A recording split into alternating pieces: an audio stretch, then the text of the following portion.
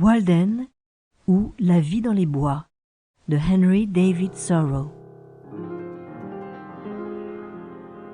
Deuxième passage.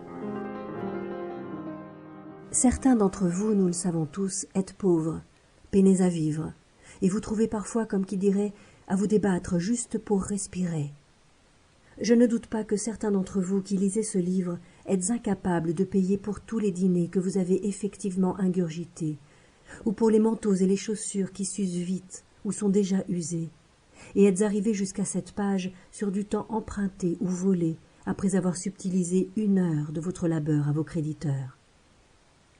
Je vois avec la plus grande clarté le genre de vie mesquine et subreptice que nombre d'entre vous vivez, car ma vue s'est affûtée avec l'expérience, toujours sur la corde raide, à essayer de commercer pour vous défaire de vos dettes, vous débattant dans le bourbier immémorial que les latins appelaient as alienum, le bronze d'un autre, la dette, car certaines de leurs pièces étaient en bronze, vivant encore et puis mourant et puis gisant avec ce bronze d'un autre, promettant toujours de rembourser, promettant de rembourser demain et mourant aujourd'hui insolvable, cherchant à vous faire bien voir, à cultiver votre clientèle par tous les expédients possibles, à l'exclusion des délits passibles de prison, mentant, flagornant, votant, vous entravant vous-même dans une coquille de bienséance ou vous diluant en nimbe de générosité ténue et vaporeuse, dans l'espoir de persuader votre voisin de vous permettre de lui confectionner ses chaussures, ou son chapeau, ou son manteau, ou sa charrette, ou d'apporter pour lui les produits d'épicerie dont il a besoin,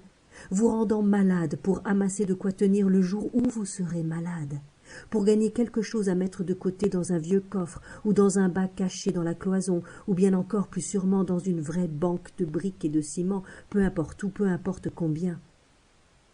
Je m'étonne parfois que nous puissions être frivoles, disons le mot, au point de nous soucier de cette forme grossière et quelque peu étrangère de servitude que constitue ce que nous appelons l'esclavage des Noirs, alors qu'il existe tant de maîtres subtils et incisifs qui nous réduisent en esclavage aussi bien au nord qu'au sud.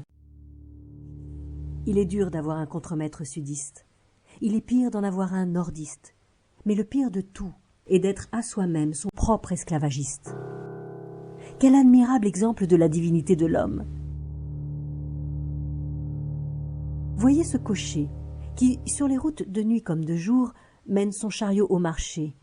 A-t-il ne serait-ce qu'une once de divinité vivant en lui, alors qu'il n'a plus noble devoir que de nourrir et abreuver ses chevaux? Que vaut pour lui sa destinée en comparaison des intérêts financiers attachés à la livraison de sa cargaison? Ne mène-t-il point son chariot pour le compte de monsieur son maître chicaneur? A-t-il quoi que ce soit de divin? A-t-il quoi que ce soit d'immortel? Voyez comme il se recroqueville, se faufile furtivement, comme il passe ses journées à craindre confusément, n'étant ni immortel ni divin, mais l'esclave de sa propre opinion de lui-même, la notoriété que pourraient lui valoir ses propres actions. L'opinion publique est un tyran bien faible comparé à l'opinion personnelle que nous avons de nous-mêmes. Ce qu'un homme pense de soi, voilà ce qui détermine ou plutôt oriente sa destinée. Quel Wilberforce pourra faire advenir l'auto-émancipation jusque dans les provinces antillaises du rêve et de l'imagination? Pensez aussi aux dames qui passent leur temps, jour après jour, à tisser des coussins pour ne pas risquer de trahir un intérêt trop vert à l'égard de leur destin, comme si l'on pouvait tuer le temps sans en aucune manière meurtrir l'éternité. William Wilberforce, 1759-1833, est une grande figure britannique de la lutte contre l'esclavage. À demain pour un autre passage de Walden ou La vie dans les bois.